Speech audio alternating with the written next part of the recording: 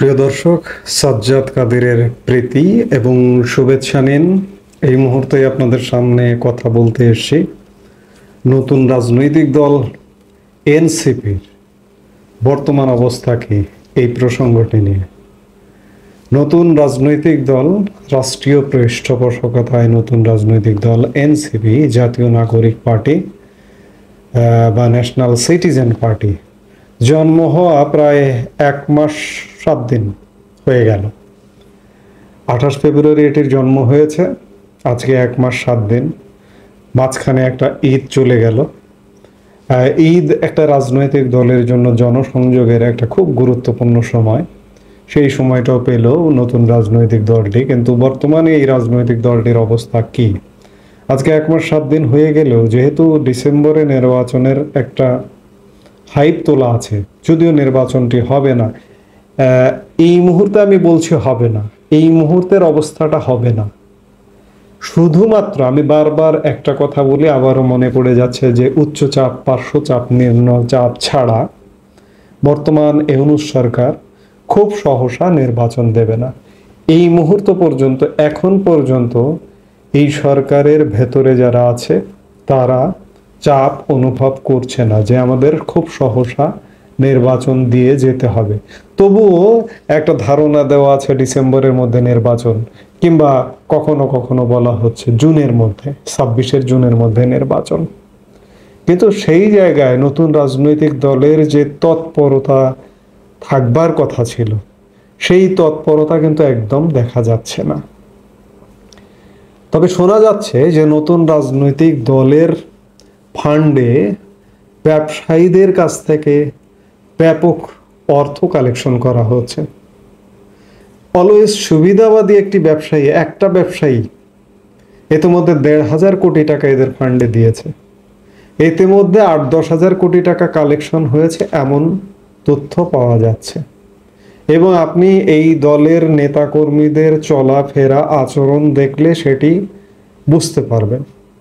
আপনাদের নিশ্চয়ই মনে আছে, ঈদ যাত্রার আগে সার্জিস আলম, উত্তরাঞ্চল সমন্বয়ক, তিনি 1 শতাধিক গাড়ির একটি গাড়ি বহন নিয়ে তিনি বাড়ি গেলেন। তিনি এই টাকাটা কোথায় পেলেন? দলীয় ফান্ড থেকে দেওয়া হয়েছে। তিনি পরে যদিও বা একটা ব্যাখ্যা দিয়েছেন নিজের মতো করে, এবং সেই ব্যাখ্যাটিতে তিনি আরও বেশি বিতর্কিত হয়েছেন। তিনি নিজেকে জমিদার হিসেবে জাহির করবার চেষ্টা করেছেন, কিন্তু বাস্তব অবস্থা অত্যন্ত নিম্নবিত্ত দরিদ্র পরিবারের সন্তান সার্জিস আলম। ঠিক তেমনিভাবে সমন্বয়কদের যারা শীর্ষ, যাদেরকে আমরা সামনে দেখি, তারা কিন্তু প্রত্যেকে চরম নিদারুণ দরিদ্র পরিবারের সন্তান। দরিদ্র হওয়া কোনো দোষের নয়, দোষের সেটি আপনি দরিদ্র, হঠাৎ করে রাতারাতি অন্যায়ভাবে, অবৈধভাবে, অবৈধ সম্পদের মালিক হয়ে গেলেন, সেটি কিন্তু দোষের। আপনি পরিশ্রম করে বছরের পর বছর, দিনের পর দিন পরিশ্রম করে সম্পদের মালিক হন, তাতে কিন্তু কোনো বাধা নেই, তাতে সাধুবাদ জানানোর ব্যাপার আছে। কিন্তু বর্তমানে এই দলের নেতাদের যেটি দেখা যাচ্ছে, তারা এখন টাকার উপরে ভাসছেন। এই টাকার উপরে ভাসা ছাড়া আপনি যদি জনসমর্থনের কথা বলেন, জনসমর্থন এখন পর্যন্ত শূন্যের কোঠায়, এবং জনসমর্থন বাড়াবার জন্য গত 1 মাসে কোনো পদক্ষেপ সেটাও দৃশ্যমান নয়।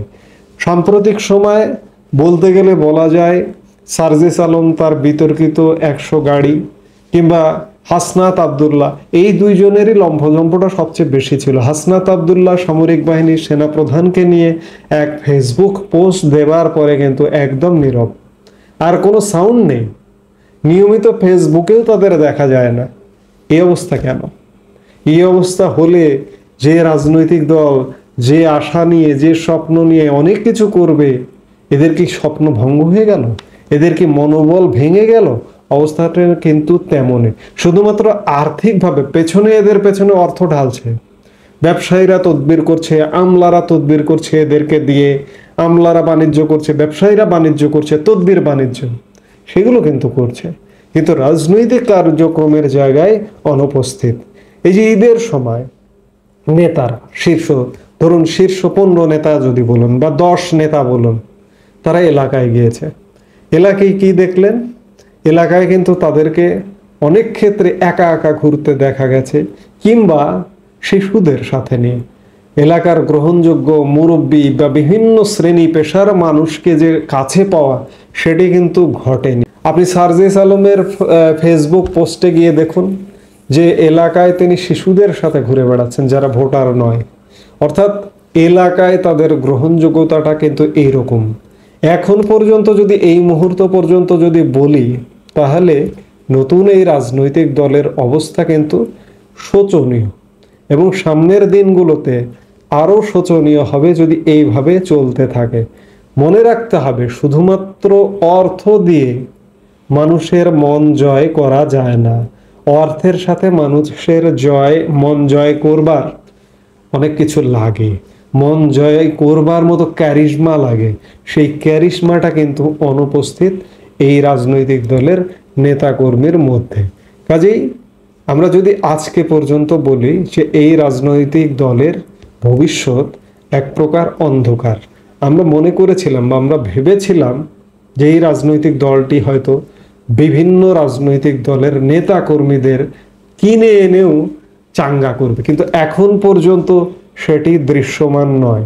এদের কাছে হাজার হাজার কোটি টাকা আছে, সেই টাকা দিয়ে সামনের দিনে, আমি বললাম যে রাজনীতির কোনো প্রেডিকশন আসলে করা যায় না। আজকে যেটি ঘটছে, এক সপ্তাহ পরে অন্য সিনারিও ঘটতে পারে। এই যে আওয়ামী লীগ সরকারের পতন হলো 5 আগস্ট সময়ে, 5 আগস্ট সকালবেলায়ও আওয়ামী লীগ নেতাকর্মী, শীর্ষ নেতা যারা একদম দলের কেন্দ্রে থাকে কিংবা একদম প্রধানমন্ত্রীর আশপাশে থাকে, তারাও কিন্তু জানতেন না। ওবায়দুল কাদের দলের সাধারণ সম্পাদক, তিনিও জানতেন না 5 আগস্ট দুপুরবেলা আওয়ামী লীগ সরকারের পতন ঘটবে, যার কারণে দেশে ছিলেন, নাহলে তো পালিয়ে যেতে পারেননি। তো কাজেই রাজনীতির কোনো প্রেডিকশন করা যায় না, এবং সেই প্রেডিকশন না করতে পারা থেকে এই মুহূর্তের অবস্থা যদি বলি, এনসিপির অগ্রগতি একদম নগণ্য, এবং আগামীতে কি হবে সেটি বলা কঠিন। যদিও স্পষ্ট যে ওই আমি বললাম, শুধুমাত্র অর্থ দিয়ে রাজনীতির মাঠ দখল করা যায় না, রাজনীতিকে জয় করা যায় না। সেই জায়গায় এনসিপি খুব বেশি সুবিধা করতে পারবে না, এটি এক প্রকার নিশ্চিত। আমরা সব আলামত বিশ্লেষণ করে সেটাই মনে করছি। এই মুহূর্তে এ পর্যন্তই। সবাই ভালো থাকুন, সুস্থ থাকুন। আমাদের ভিডিওগুলো নিয়মিত পেতে সাবস্ক্রাইব করুন Sajjad Kadir and the legends YouTube channel, এবং লাইক, কমেন্ট, শেয়ার করে সাথে থাকুন।